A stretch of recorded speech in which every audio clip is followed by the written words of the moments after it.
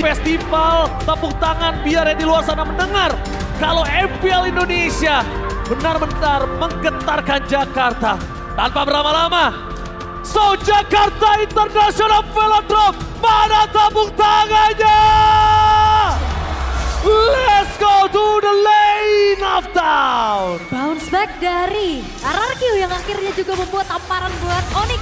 Dan kita akan melihat kerajaan mana yang nantinya akan runtuh terlebih dahulu. Karena riset telah dilakukan dan Keyboy sudah mulai ter-trigger satu buah revitalize-nya. Onyx gak mau lagi nih mereka kalah poke, kalah dari segi bagaimana resource-nya keluar. Dan akhirnya udah mulai ditambahin lagi CC powernya nih. Yes, RPM yang kendor di Onyx di game yang tadi ini langsung mereka perbaiki. Setidaknya walaupun mereka punya satu kesempatan untuk bisa disengage, tapi setidaknya RPM-nya ditentukan dengan hal yang sama. Karena kondisi kali ini, head-to-head antara jungler tank dan juga jungler assassin ini akan cukup berbeda. Kairi akan cukup berat di early game dan bakal lihat Kairi bakal mengeluarkan retribution-nya. Di depan sana satu buah Cochedo berhasil di-trip, tabakan. Perpasukan dari tim Onyx gagal mendapatkan first blood, tapi satu poin yang sangat mahal, Flicker terpop up. Karena memang belum ada level 4 juga ya untuk Kairinya. Sementara untuk Settlement Emblem-nya memang menggunakan Rapture dan Fast Death Walkback untuk Toy. Mengandalkan sustain-nya, namun jangan lupakan Master Assassin. Ini yang akan membuat dari Savero akan memberikan pressure lebih besar lagi. Agak sedikit berbeda, Sans. Ini dengan Quantum ya, yang biasanya kita ngelihat untuk bagaimana Valentina kan fleksibel banget ya. Tapi lihat di arah top lane, Zedong kill! Terbagi! Hidok yang berhasil menyelamatkan para pasukan dari RRQ dari First Blood. Tapi dibalik itu semua, dengan kondisi Turtle yang terbuka, informasi yang mahal adalah Kairi tidak bisa kontes harusnya. Iya, tapi dua resource flicker tadi udah lumayan ke-trigger juga ya. Kan menjadi informasi yang cukup baik. Tapi lagi-lagi, adanya tank jungler versus assassin ini agak sedikit berat untuk Onyx bisa menguasai objektif Turtle 1. Ya, tapi Daerah menunjukkan batang hidung di depan sana mencoba melakukan delay untuk perpasukan dari tim RRQ. Dan Retribution sudah pasti didapatkan oleh Susujin. Meanwhile itu, berada di level 4. Apakah ada implosion? Dan bahkan di depan sana, tertarik begitu saja. Secret Hammer, penating tapi first blood di tangan para pasukan dari tim RRQ. Para pasukan dari tim Onyx, bahkan Tris masih bisa selamat Savero. Damage yang masih belum cukup karena di retail. Staking dari scaling hero-nya masih belum maksimal. Tapi turun ke bawah udah menjadi sebuah keputusan yang tepat untuk Savero. Karena kalau tidak Onyx tadi lulata. Shadow kill! One last hit from Kairi. Berhasil menutup jalan para pasukan dari tim RRQ tapi Susujin mencoba untuk bertahan seorang diri di depan sana dan selamat. Avatar of Guardian mencoba mendapatkan Susujin dan ter-take down. Pertukaran yang mahal. Susujin ditukar Keyboy, totally worth it untuk Onyx yang sedang under. Dan ini adalah masalah dengan adanya tank jungler ketemu dengan adanya hero-hero yang bisa megangin. Emang selamat dari Lutfi, tapi tidak dengan adanya Keyboy yang langsung juga nge-backup dan akhirnya Onyx menukarkan turtle yang mereka relakan untuk RRQ dengan point kill yang mereka terlihat cukup memaksa. Tapi seenggaknya ini worth untuk mereka. Tapi dengan RRQ yang memiliki keunggulan sangat besar untuk di objektif early bahkan sampai di perfect turtle, Onyx sadar tidak bisa untuk memperebutkan turtle. Yang dia perebutkan adalah point kill. Orangnya terlebih dahulu. Kalau untuk kita anak ranked bilangnya orangnya dulu. Orangnya dulu. Alright, tapi ya memang dari segi gold gap-nya juga nggak terpaut jauh ya. Tapi kita bisa melihat bagaimana combo ini berjalan dengan cukup baik oleh Onyx. Terlihat dari win rate mereka juga. Yes. Dengan hero-hero yang mereka bawakan. Sementara sekarang gold lane rame. Implosion! Second Hammer kali ini hanya mendapatkan sosok dari Gatot Kaca bahkan membalikkan kembali keadaan. Dan RRQ tenggelam. Onyx benar-benar membalikan seluruh kesempatan yang dimiliki dari tim RRQ. Keunggulan dengan tidak adanya Implosion dengan Flicker dan Turtle yang kedua mau muncul. Onyx bisa kontes kali ini. Yes, dan juga satu buah Flicker memang Implosion di-combo menjadi dua orang yang terkena, tapi sayangnya nggak ada follow up damage yang cukup tadi. Dan terlalu dalam juga sepertinya dengan di dalam satu buah outer turret. Dan akhirnya ini akan menurunkan kembali bagaimana sih. Oh, tapi Susujin hati-hati. Buying time bakal coba dilakukan. Susujin udah bisa digendong oleh Lutfi. Tapi Darren men-zoning out Sans di depan sana. Dengan Sans yang tidak ada Venom Restrict. Imitasi dan bahkan dibalikan dan Retribution dari Susujin. Berhasil mendapatkan, tapi nampaknya Flicker dari Lutfi berhasil mendapatkan Susujin. Following up yang belum ada membuat Susujin masih bisa bertahan di depan sana. Lutfi yang akhirnya terperangkap di dalam perangkap sang raja. Kehilangan satu poin kill menjadi kerugian si Onyx. Lihat gold yang benar-benar unda-undi kalau kata Bude Mongstar. Membuat RRQ hanya unggul 100 gold. Dan kalau di mata kita para caster 100 gold is nothing sebenarnya. Benar, hampir kayak nggak kelihatan ya bahkan. Dan kali ini RRQ kembali menunjukkan bagaimana mereka bisa mengontrol objektif dengan begitu baik, terutama memaksimalkan adanya tank jungler dengan begitu baik. Dairen yang memang coba untuk langsung menargetkan dirinya menuju ke arah Sun ini tidak akan nyaman Suns-nya. Apalagi juga bisa mirror nantinya untuk lane jauhnya. Sementara outer turret top lane berhasil dikantongi pula oleh Toy. Keuntungan berlipat ganda kali ini berhasil untuk diamankan oleh RRQ dan Onyx. Ini lagi dalam keadaan yang cukup sulit karena Luffy oke dia mau megang ke arah Sutsujin tapi follow up damage-nya siapa? Tapi Kairi nggak boleh tumbang. Kalau Kairi tumbang ini akan menjadi sebuah masalah. PNS yang dibuka. Di depan sana Kairi. Shadow Kill terbagi. Dan bahkan outplay hampir. Dia menggagalkan sosok Kairi untuk meng-outplay. Dia adalah raja yang pernah turun ke MDL dan bangkit ke MPL. Dia Dairen. Dairen, wow selalu outplay yang begitu manis. Berhasil untuk bisa mendapatkan nyawa dari Kairi dan itu adalah poin yang sangat-sangat mahal bermodalkan dengan adanya satu buah heptasis. Cukup untuk bisa memberikan damage untuk Kairi di keadaan 1v1 barusan. Apalagi dia punya Dreadnought. Jadinya dia bisa sedikit menahan apa yang sudah diberikan oleh Kairi itu sendiri. Karena kue Shadow. Dan kalau tadi mungkin gak Dreadnought, itu Kairi outplay. Ya. Udah pasti FYP 1 minggu. Tapi kali ini Dreadnought yang menggagalkan itu semua. Iya, jadi Dreadnought ini sangat-sangat membantu juga untuk bagaimana nantinya Dairen ini bisa melakukan backstep kah? Untuk main front to back, mengincar lini belakang dan itu sangat-sangat worth banget untuk Dairen. Apalagi dengan concussive blast-nya sementara. Dengan keadaan seperti ini Onyx harusnya akan merelakan kembali turtle yang ketiga. Yes, jangan sampai mereka memakan implosion!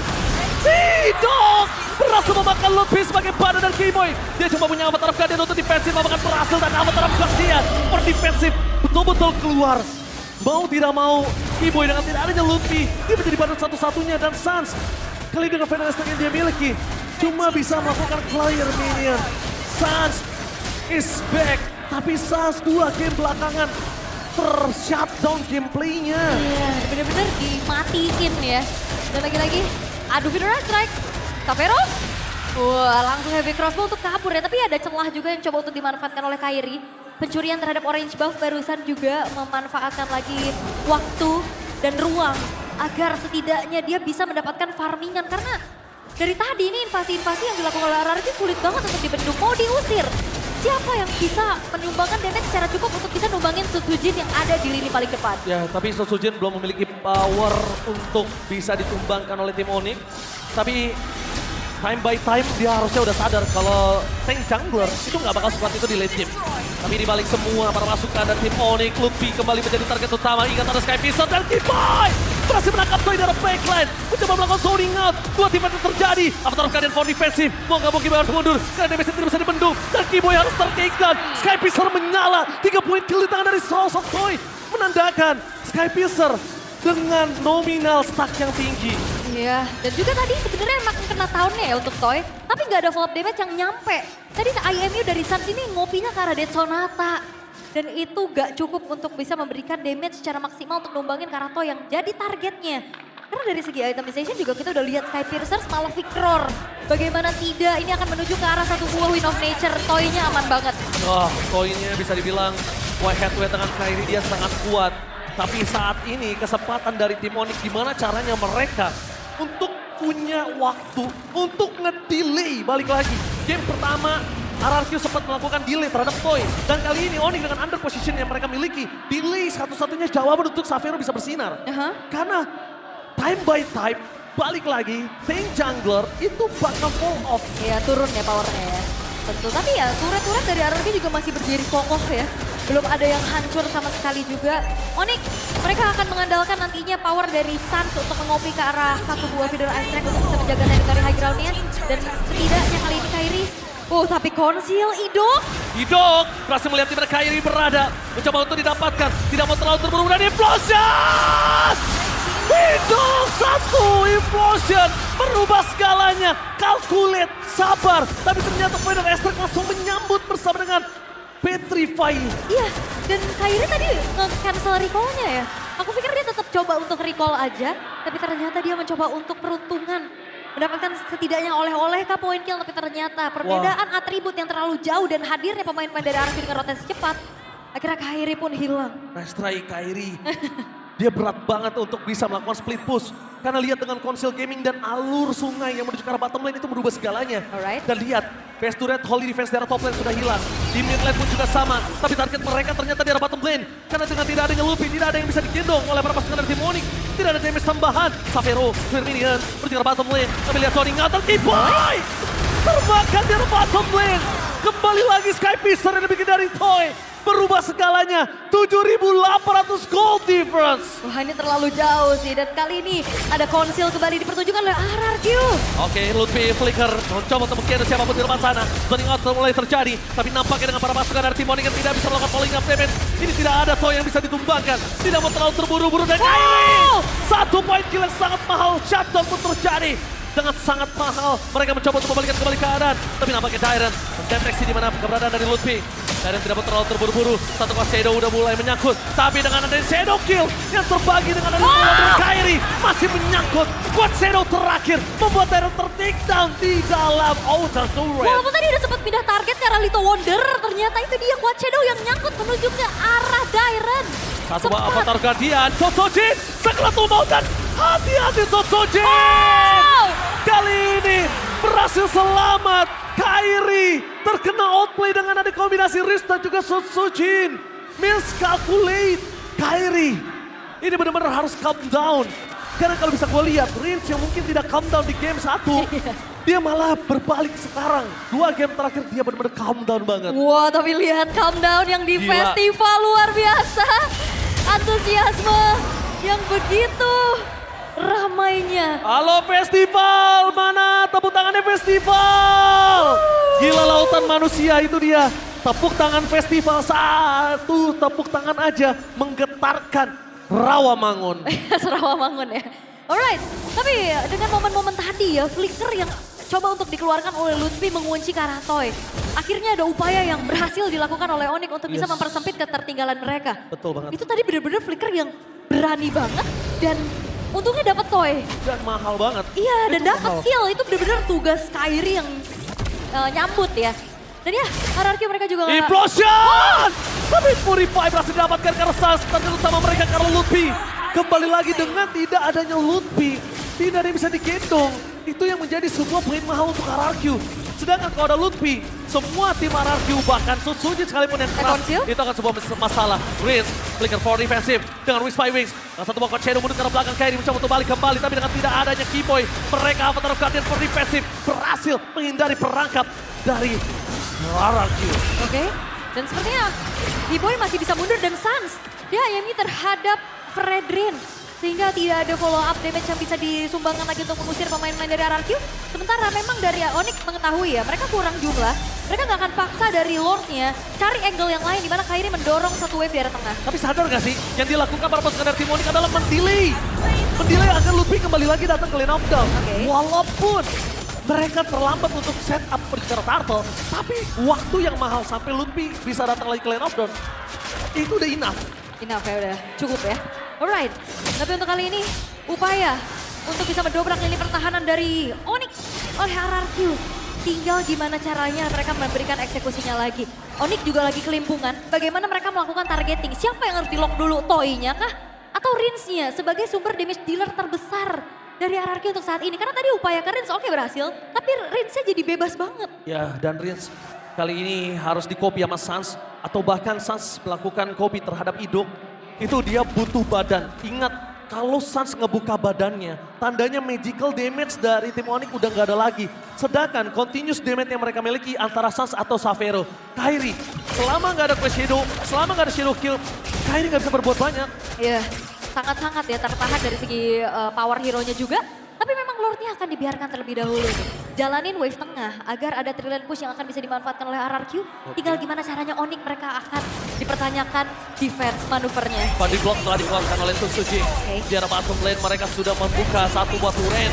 Dan bahkan di tengah base turret, menuju ke arah top lane. Sans masih punya implosion. Target para pasukan dari tim Onyx, mereka udah mulai harus satu target. Karena kalau tidak, tim RRQ sudah bisa mendapatkan best turret dengan ompong. Dan itu dia, ompong Oh melompong. ya, walaupun memang omong-omong tapi Onyx masih punya kesempatan untuk memperpanjang bagaimana game ini berlangsung. RRQ Mereka cukup berpuas dan bermain disiplin dengan hancurnya 3 base turret dan Lutfi. Lutfi, flicker, menuju ke arah Riz, mencoba digendong, tanpa ada following DMS, dan bahkan implosion dari Stas menuju ke arah Sojin. Avatar Guardian for nothing, membalikan kembali keadaan, Kimo dengan jalan untuk pulang. Dua tim mereka berbeda, Dana melakukan buying time, tampaknya Dana tumbang. Savero still survive, bersama dengan Lutfi. Kali ini yang ditumbangkan Kimo di depan sana, tidak ada badan. Onyx tidak punya badan, Onyx punya Sansa, Vero dan Kairi. Mampukah mereka bertahan? Oh, mereka mau paksakah? Dengan 4 pemain mereka unggul jumlah dan sekali ini mereka bakal mengawal Wartis juga minionnya. Oke, minion yang mencoba untuk mulai masuk mencegah base turret. Kamu lihat apa terjadi di implosion. Target utama mereka Savero dan tertekstan. Gak ada magical damage. Kalau saya juga tumbang karena sosok dari fisiknya sudah hilang. Dan ini Pacara. Dua sama di depan mata untuk para pasukan dari tim RRQ. Almost takedown dan tim RRQ bangkit dari kekalahan 2-0. Tidak butuh Lord dan RRQ.